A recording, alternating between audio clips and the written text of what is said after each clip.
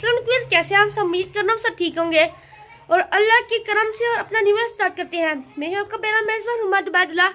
आप देख रहे हैं मेरे चैनल बैठ के लिए आप जैसे मेरे लाइक कर ले और मेरे चैनल को सब्सक्राइब करें ताकि लेटेस्ट वीडियो की नोटिफिकेशन आपको सबसे मिल सके। व्यूअर्स मैं ऊपर है, मैं देखिए व्लॉग शूट करने के लिए छत पे। व्यूअर्स आप देख सकते हैं मैं स्कूल जा रहा हूँ। देखिए मैं स्कूल जा रहा हूँ आकल को वापस आने के बाद को अपने टेरिस से दिखा रहा हूँ। सामने देखिए मजदूर लगे काम कोई क्या कर रहे हैं मजदूर। ये देखिए आज मौसम खराब, मतलब हमारा आज रमजान के 12वां रोजा हो गया, मतलब अब फिर अभी तक मौसम अच्छा ही है और हमारे रोजे बहुत अच्छी जा रहे आगे मुझे बचा नहीं है। देखिए आज भी बहुत सारे क्लाउड्स हैं आसमान में। कल इतनी बहुत ज़्यादा बारिश हुई थी, आपको दिखाता हूँ पानी के साथ।